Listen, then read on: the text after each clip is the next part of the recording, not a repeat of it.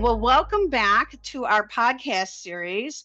This podcast series is based on a book titled by Springer Press called The Handbook of Virtual Exchange Across Disciplines, Building Global Citizens at Home. I have a couple of great scholars here today that are going to talk about their global partnership and their chapter in the book, which is titled Learning Justice Across Borders, Virtual Exchange and Disciplinary Learning in Criminology, Criminal Justice, and Law. This book is expected out in spring to late spring, and this is one of our open access chapters that is available. And we are really excited to have these authors here to talk about their research.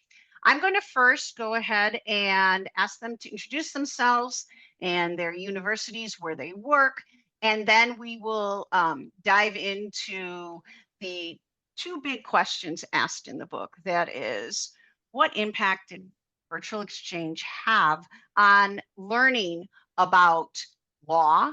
And then and as a corollary, what would have been missed if this virtual exchange partnership was not conducted? But first, let's introduce our authors here today. I welcome them and talk about their subject matter before answering those questions. Javier, would you please begin? Hi, my name is Xavier or Javier Andrade. I'm from Ecuador. I'm teach criminal law at the Universidad San Francisco de Quito in Quito, Ecuador. I'm in charge of the criminal law field, so I'm happy to be here. Erica? Hi, I'm Dr. Erica Brook. I'm from the Department of Sociology and Criminology in Law. I am an associate instructional professor at the University of Florida. Well, welcome, and thank you for being here today and giving us your time and to describe your research partnership and your chapter. Why don't we begin with, I'd like to find out and let the audience hear, how did you first become partners? That's a pretty funny story. Javier, do you want me to lead off with that? No, well, actually, I think that the initiative was from Erica, that was a gentle person to contact me about maybe 2 years ago. So that was experience that was increased maybe each semester that we are known. I'm pretty happy about it. I'm not sure see if you want to say something more. Yeah, so it's a pretty wild story that we have. I took virtual exchange training through my institution on a complete whim. I don't teach international courses traditionally, just wanted to incorporate an experiential learning activity into my class. And so I took virtual exchange training, in 2020, ended up getting matched with a different partner, but again, it was 2020, the COVID happened, so we didn't link up. So my international center did a phenomenal job of matching me with Javier. And at the time, Javier, I say this in anything we've ever done, really took a true leap of faith into this project. I told him, hey, here's the structure I have, here's what I want to do. And without batting an eye, he went full force into it. And we've been doing this since 2020. So we're in about year 5 or 6 of doing this together and building this wonderful partnership. That's outstanding.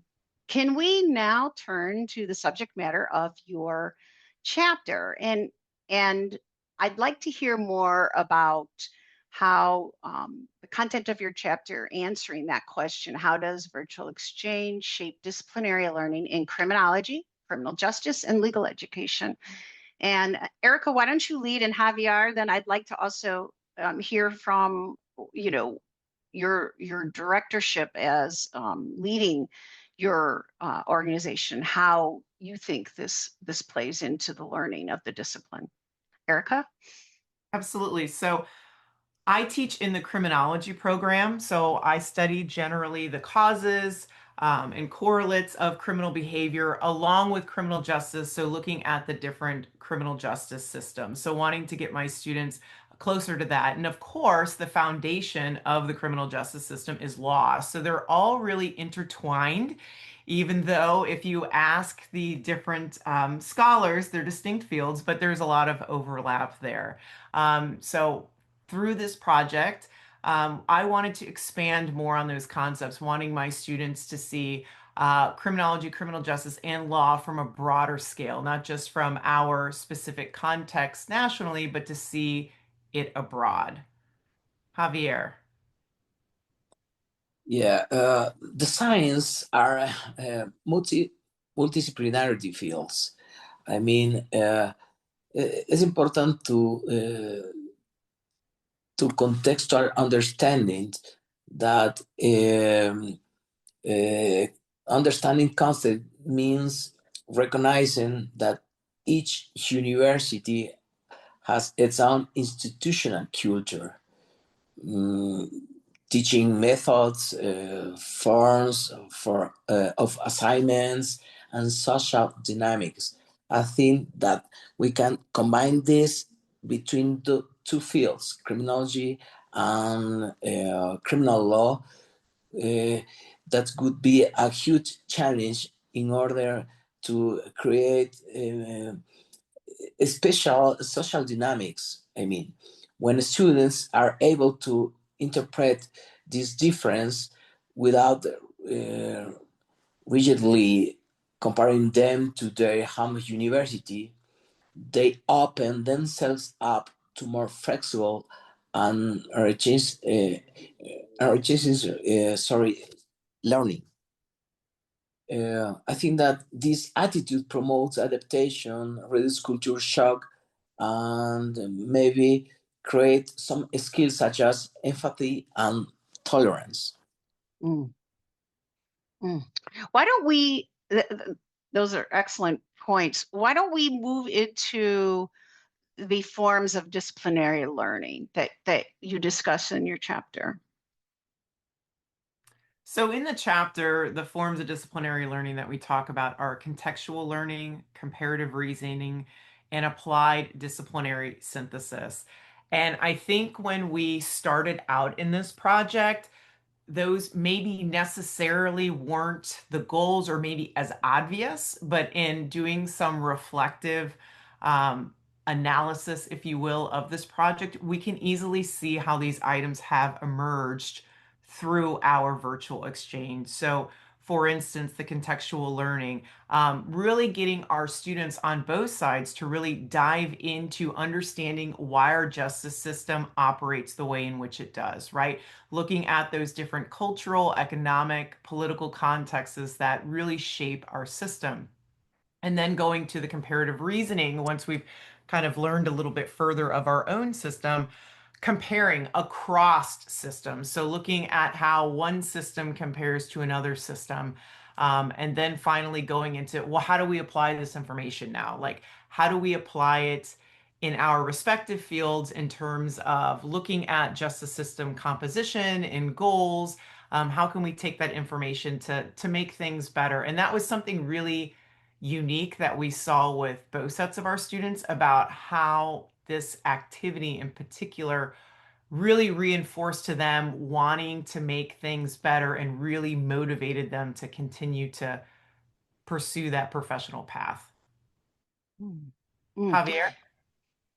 Yeah, in addition, I think that contextual understanding in exchange experience between a student from different universities, different cultures, is a key element in ensuring that learning goes beyond the academic and becomes a truly formative experience.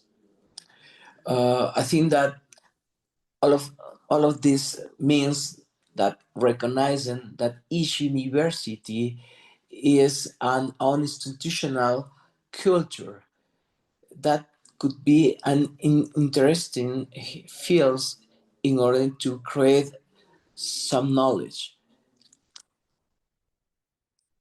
Yes, I think that comes across really clearly in your chapter and in your partnership here. What do you think would have been missed if you had not had this virtual exchange among your students? What would have been missed in the disciplinary learning? Erica, do you want to?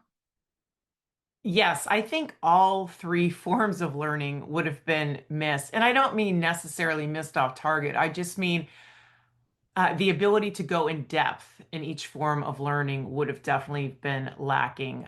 When I incorporated this project into two different classes to meet different learning objectives, my focus was to really expose my students to cultures and systems beyond our own, right? And what ended up happening, this transformation with the students, was a lot more than I could have ever anticipated. I thought maybe they would scratch surface level comparisons and understanding of the system, but it became much more transformative for them to the point where they were integrating real world events across both countries into the discussion. So they really got into it, they really enjoyed it, and these relationships, these networks that were formed did not stop um, post or did not stop after the project ended. So they continued on to develop these networks and maintain these friendships on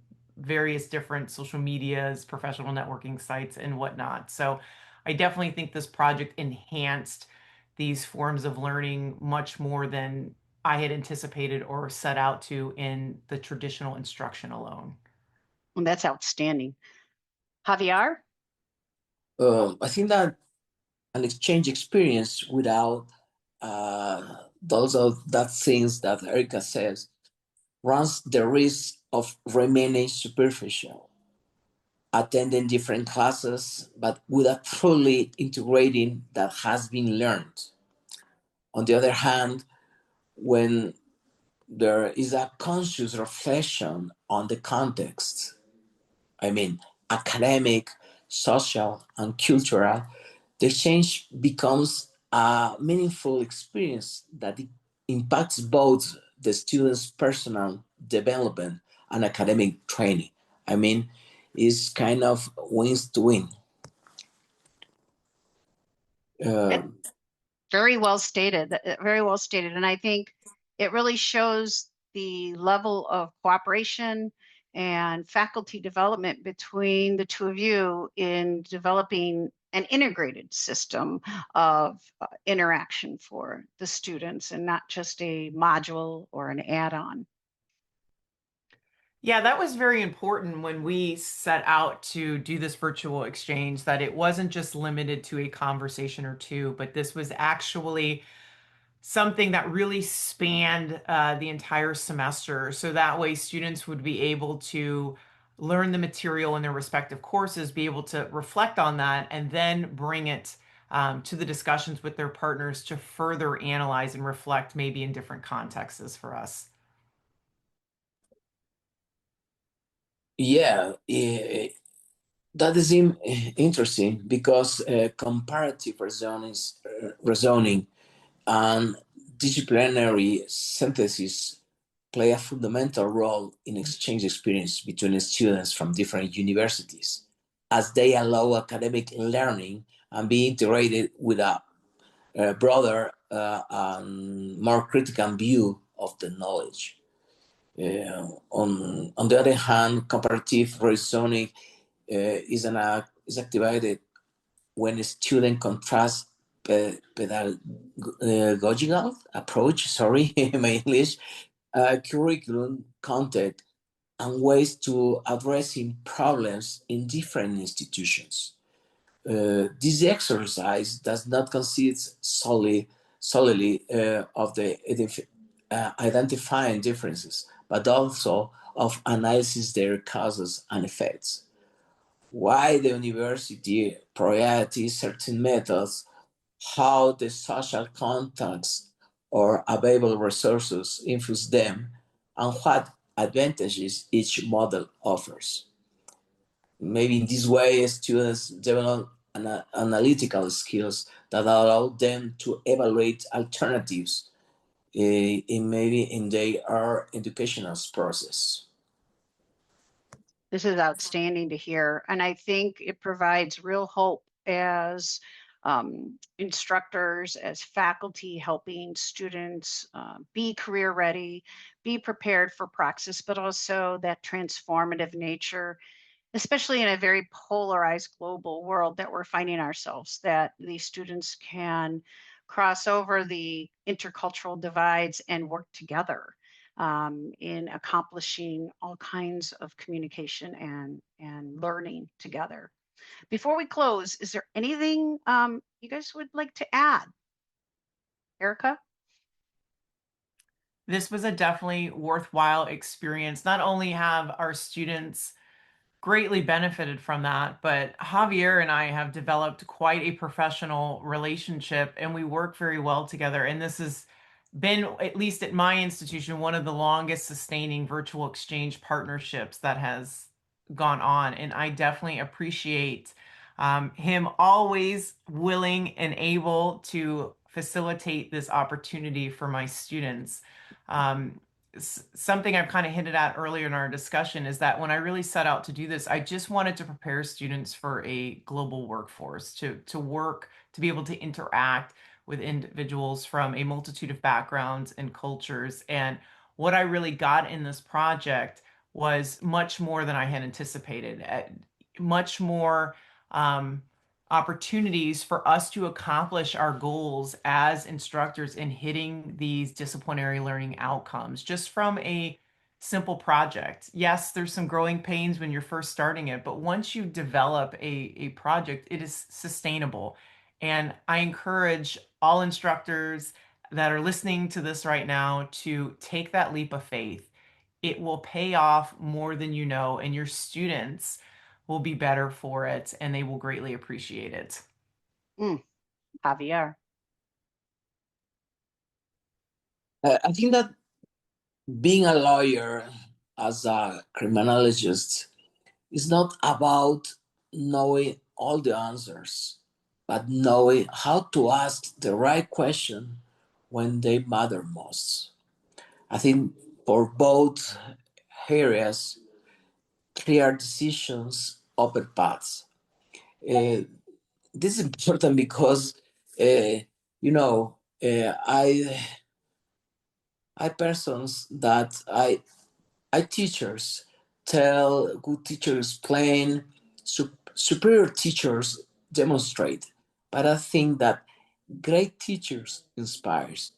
So I think that my colleagues are inspiring in this special experience. I think that